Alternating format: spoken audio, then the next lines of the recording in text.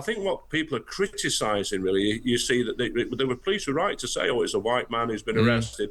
But this was in a matter of hours, where if you compare it with the Huntingdon train stabbings, it took the police 18 hours to say that the suspect was black. So I think it's right that the police disclose the information because it does quell fears or sets out some information, but they need to be even-handed about it to stop any accusations of two-tier policing. But first, to that desperate story dominating headlines and conversations this weekend. In the last couple of hours, Devon and Cornwall police have given an update on the murder investigation of Ann Widdecombe. Here's Chief Constable Matt Longman. At this point, there is still no information to suggest that this is a terrorism-related incident, and at this point, we are not looking for anyone else in connection with this murder. We retain primacy of this investigation, and detectives remain open-minded about the potential motive. A cordon is still in place as officers continue inquiries at the scene, and we anticipate that this will be the case for the next few days. A 28-year-old white British man was arrested in Rotherham in South Yorkshire yesterday, but we're going to speak now to Mike Neville, who's a former Detective Chief Inspector at Scotland Yard. Mike, welcome to the programme. Thank you for your time today. Yes, thank you. Obviously shocking news and continues to resonate, and we've been following updates from the investigation closely, but give us a sense, if you could, of what is going on behind the scenes for the police involved. Well, my expertise in the police was sort of catching people with images, CCTV and the like, and this seems to have played a critical role here. In an interview earlier this year with the Telegraph, Ann Widdecombe said that she didn't have much security, but she did have several CCTV cameras, which she then joked were to protect her garden gnomes, rather sadly. And it would seem, I believe, that they've said already, that they've said twice now it's a white male suspect. Yeah. Who they were looking for. And the reason for that, I believe, is they've captured something on CCTV and possibly a vehicle on CCTV, which has then enabled them to make this. They made this first arrest, which was wrong, and that happens often in a murder inquiry. I don't think we can criticise the police for making a swift arrest, but then they've made this second arrest in Rotherham, and I think that's probably driven by somebody either knowing the person or the tracing of a vehicle registration plate. So good, swift work by the Devon and Cornwall detectives. I don't recall much in before the last year or two, the skin colour of a suspect being mentioned in police dispatches. Is that becoming increasingly common to try and kind of quell any potential unrest? I think it has. We saw this firstly when the dreadful incident happened at the Liverpool football victory parade with that lunatic driving his vehicle into many people. I think what people are criticising, really, you see that the police were right to say, oh, it's a white man who's been arrested.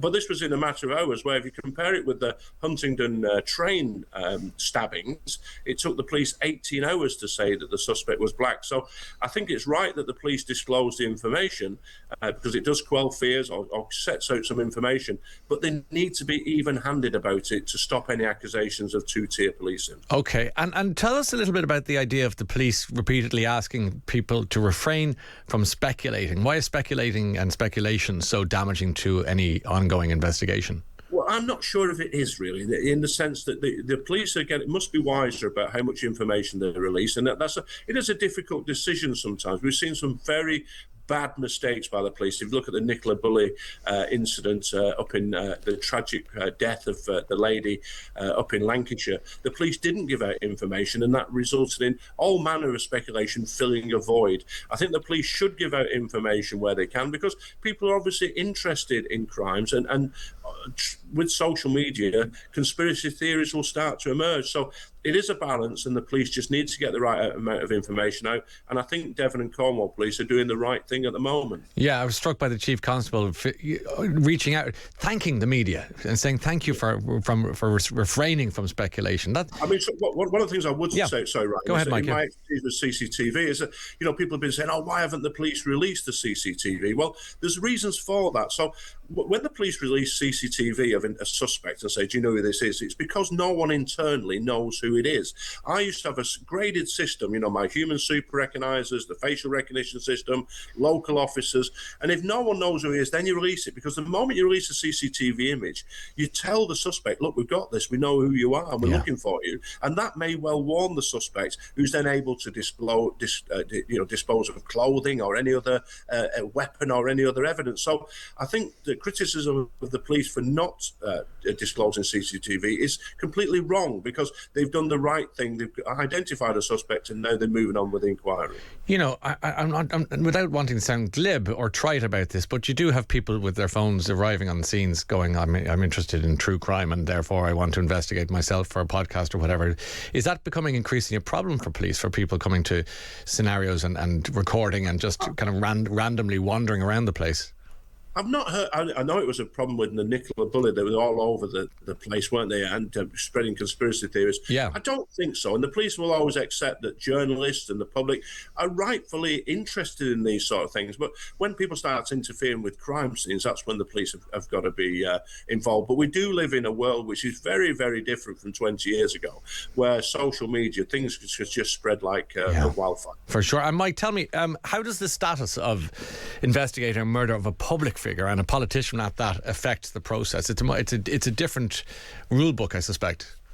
Well, so that when you have a murder investigation or any serious incident, you have what's called a gold, silver, bronze structure. So a gold commander, if something's a critical incident, which could be a very, an awful incident, several deaths or something like that, or something like the murder of a high-profile person like Ann Widdecombe sadly was. Mm-hmm. So the gold commander, the assistant chief constable here, he will be in charge of this and really set the strategy around dealing with the public, dealing with the media and the like.